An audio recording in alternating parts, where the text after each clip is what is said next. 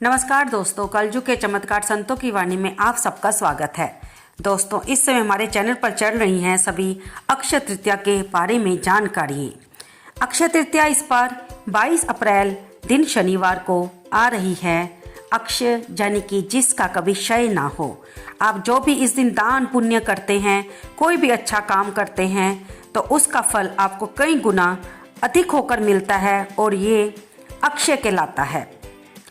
आज हम इस वीडियो में सुनेंगे कि इसके बारे में कौन सी व्रत कथाएं प्रचलित हैं। सबसे पहले हम सुनेंगे धर्मदास नाम के वैश्य के बारे में है। एक कथा के अनुसार प्राचीन काल में एक धर्मदास नामक वैश्य था। उसकी सदाचार, देव और ब्राह्मणों के प्रति बहुत श्रद्धा थी। इस व्रत के महात्म्य को सुनने के पश्चात उसने इस पर्व पर आने पर गंगा में स्नान करके विधि पूर्वक देवी देवताओं की पूजा की और व्रत के दिन स्वर्ण, वस्त्र तथा दिव्य वस्तुएं ब्राह्मणों को दान में दी। अनेक रोगों से ग्रस्त तथा वृद्ध होने पर भी उसने उपवास करके धर्म, कर्म और दान पुण्य किया। यही वैश्य दूसरे जन्म में कुशावती का राजा बना। कहते हैं अक्षय तृतीया के दिन किए गए दान व पूजन के कारण वह बहुत धनी प्रतापी राजा बना।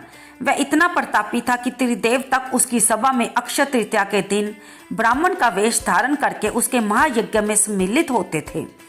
अपनी श्रद्धा और भक्ति का उसे कभी घमंड नहीं हुआ और महान वैभवशाली होने पर भी वह धर्म मार्ग से विचलित नहीं हुआ। माना जाता है कि यही राजा आगे चलकर राजा चंद्रगुप्त के रूप में जन्मा। स्कंद पुराण और भविष्य पुराण में उल्लेख है कि वैशाख शुक्ल पक्ष की तृतीया को रेणुका के गर्भ से भगवान विष्णु ने परशुराम के रूप में जन्म लिया। कोंकण और चिपलोन के परशुराम मंदिरों में इस तिथि को परशुराम जयंती बड़ी धूमधाम से मनाई जाती है। दक्षिण भारत में परशुराम जयंती को विशेष महत्व दिया जाता है। परशुराम जयंती होने के कारण इस तिथि में भगवान परशुराम के आविर्भाव की कथा भी सुनी जाती है। इस दिन परशुराम जी की पूजा करके उन्हें अर्घ्य देने का बड़ा महात्म्य माना गया है। सौभाग्यवती स्त्रियां व कुंवारी कन्याएं इस दिन गौरी पूजा करके मिठाई, फल और भीगे हुए चने बांटती हैं। गौरी पार्वती की पूजा करके धातु या मिट्टी के कलश में जल, फल, फूल, तिल, अन्न आदि लेकर दान करती हैं। मान्यता है कि इस दिन जन्म से ब्राह्मण और कर्म से क्षत्रिय भृंगुवंशी परशुराम का जन्म हुआ था। एक कथा के अनुसार परशुराम की माता और विश्वामित्र की माता के पूजन के उपरांत प्रसाद देते समय ऋषि ने प्रसाद परिवर्तित कर दिया था, जिसके प्रभाव से परशुराम ब्राह्मण होते हुए भी क्षत्रिय स्वभाव के थे और क्षत्रिय पुत्र होते हुए भी विश्वामित्र ब्रह्म ऋषि कहलाए। उल्लेख है सीता स्वयंवर के समय परशुराम जी अपना धनुष बाण श्री राम को समर्पित कर सन्यासी का जीवन बिताने अन्यत्र चले गए थे। अपने साथ एक परशु रखते थे, तभी उनका नाम परशुराम पड़ा। जैन धर्म में भी अक्षय तृतीया का बड़ा भारी महत्व माना जाता है, क्योंकि इस दिन जैन धर्म के प्रथम तीर्थंकर श्री ऋषभ देव भगवान ने 1 वर्ष की पूर्ण तपस्या करने के पश्चात इक्षु यानी कि गन्ने के रस से पारायण किया था। जैन धर्म के प्रथम तीर्थंकर श्री आदिनाथ भगवान ने सत्य व अहिंसा का प्रचार करने एवं अपने कर्म बंधनों को तोड़ने के लिए संसार के भौतिक एवं पारिवारिक सुखों का त्याग कर जैन वैराग्य अंगीकार कर लिया। सत्य और अहिंसा का प्रचार करते करते आदिनाथ प्रभु हस्तिनापुर गजपुर पधारे, जहां इनके पौत्र सोमजश का शासन था। प्रभु का आगमन सुनकर संपूर्ण नगर दर्शनाथ उमड़ पड़ा। सोम प्रभु के पुत्र राजकुमार श्रेयांश कुमार ने प्रभु को देखकर उसने आदिनाथ को पहचान लिया और तत्काल शुद्ध आहार के रूप में प्रभु को गन्ने का रस दिया, जिससे आदिनाथ जी ने व्रत का पारायण किया। जैन धर्मावलंबियों का मानना है कि गन्ने के रस को इक्षु रस भी कहते हैं। इस कारण ये दिन इक्षु तृतीया अर्थात अक्षय तृतीया के नाम से विख्यात हो गया। भगवान श्री आदिनाथ ने लगभग 400 दिवस की तपस्या के पश्चात पारायण किया था। ये लंबी तपस्या 1 वर्ष से अधिक समय की थी, अतः जैन धर्म में इसे वर्षों तप से संबोधित किया गया है। आज भी जैन धर्मावलंबी वर्षी तप की आराधना कर अपने को धन्य समझते हैं। यह तपस्या प्रतिवर्ष कार्तिक के कृष्ण पक्ष की अष्टमी से आरंभ होती है और दूसरे वर्ष वैशाख के शुक्ल पक्ष की अक्षय तृतीया के दिन पारायण कर पूर्ण की जाती है। तपस्या आरंभ करने से पूर्व इस बात का पूर्ण ध्यान रखा जाता है कि प्रति मास की 14 को उपवास करना आवश्यक होता है। इस प्रकार का वर्षीय तप करीबन 13 मास और 10 दिन का हो जाता है। उपवास में केवल गर्म पानी का सेवन किया जाता है। भारतवर्ष में इस प्रकार की वर्षीय तपश्चर्या करने वालों की संख्या हजारों तक पहुंच जाती है। यह तपस्या धार्मिक दृष्टिकोण से अत्यंत ही महत्वपूर्ण है, वही आरोग्य जीवन बिताने के लिए भी उपयोगी है। संयम जीवन यापन करने के लिए इस प्रकार की धार्मिक क्रिया करने से मन को शांत, विचारों में शुद्धता, धार्मिक प्रवृत्तियों में रुचि और कर्मों को काटने में से योग मिलता है। इसी कारण इस अक्षय तृतीया का जैन धर्म में विशेष धार्मिक महत्व समझा जाता है। इस दिन से ब्याह परिणय करने का आरंभ हो जाता है। पुत्र पुत्रियों के विवाह के मांगलिक कार्य आरंभ हो जाते हैं।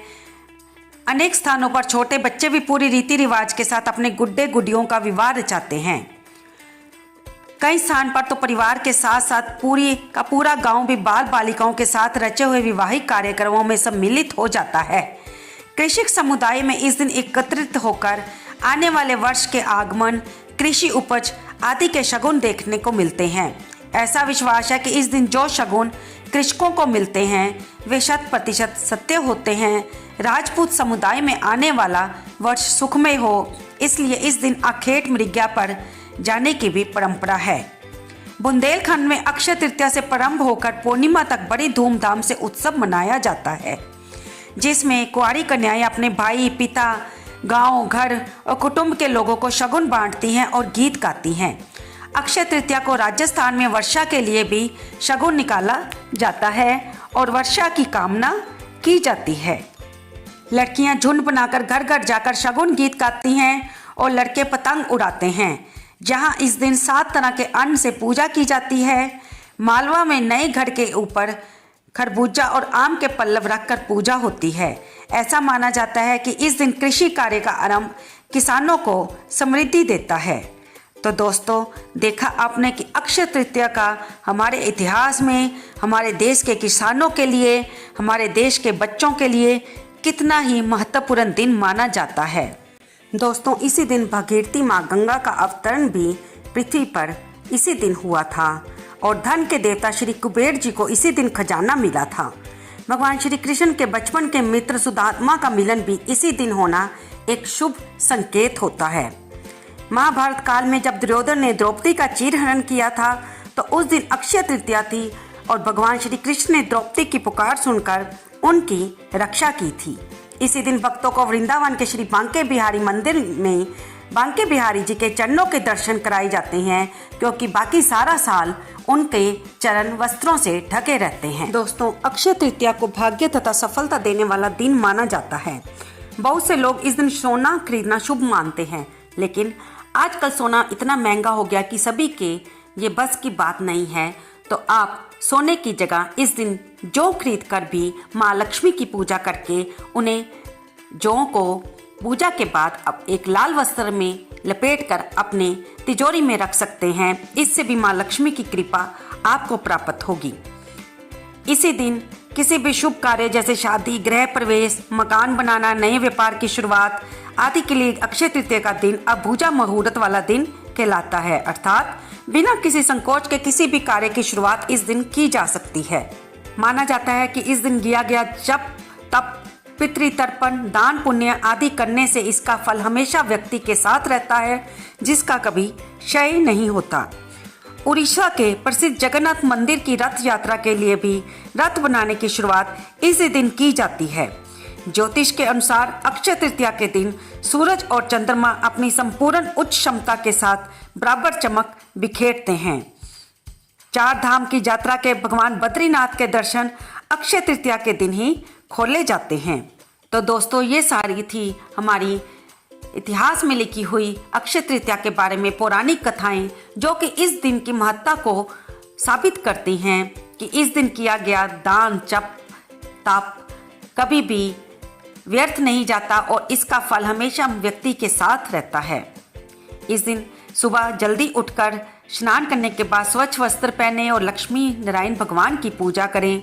उन्हें स्वच्छ वस्त्र पहनाएं। अगर आपके पास उनका विग्रह नहीं है तो उनके चित्रपट पर ही उन्हें तिलक लगाकर, उन्हें माला पहनाकर, उनके सामने घी का दीपक जलाएं और फिर उनको भोग लगाएं, उनकी कथा करें, आरती करें। और अगर आप व्रत रख रहे हैं तो व्रत का संकल्प लें। इसके बाद अक्षय तृतीया की कहानी सुने या सुनाएं और फिर धूप दीप से आरती करें। उसके बाद ब्राह्मण को भोजन कराकर उन्हें दान दक्षिणा दें। अगर कुछ ना हो सके तो अपने घर के मंदिर में ही बैठकर भगवान के कथा सुने, भगवान के विष्णु चालीसा, विष्णु सहस्त्र नाम स्तोत्र, सुंदरकांड का पाठ, हनुमान चालीसा, क्योंकि इस दिन शनिवार भी है, आप पाठ कर सकते हैं और भगवान के भजन गा सकते हैं। भगवान तो अपने भजन गाने से ही, सुनने से ही प्रसन्न हो जाते हैं। उन्हें तो किसी चीज़ का लोभ नहीं है, वे तो भगत के भावों को भूखे हैं और भावों में भी वो भगत के प्रेम के भूखे होते हैं। प्रेम से तो आप भगवान को मिश्री का भी भोग लगा देंगे तो वे उसे स्वीकार कर लेंगे। आपको ये वीडियो कैसी लगी? कृपया इसे लाइक करें, शेयर करें और कमेंट बॉक्स में जय विष्णु भगवान, जय माँ लक्ष्मी लिखना बिल्कुल ना भूलें। दोस्तों, इससे आगे की वीडियो में हम बताएंगे कि राशि के अनुसार अक्षय तृतीया के दिन आपको किस किस चीज़ का दान करना चाहिए। आप उसमें से यथाशक्ति अपनी राशि के अनुसार दान कर सकते हैं और अपने इस अक्षय तृतीया के दिन को सफल बना सकते हैं। धन्यवाद दोस्तों।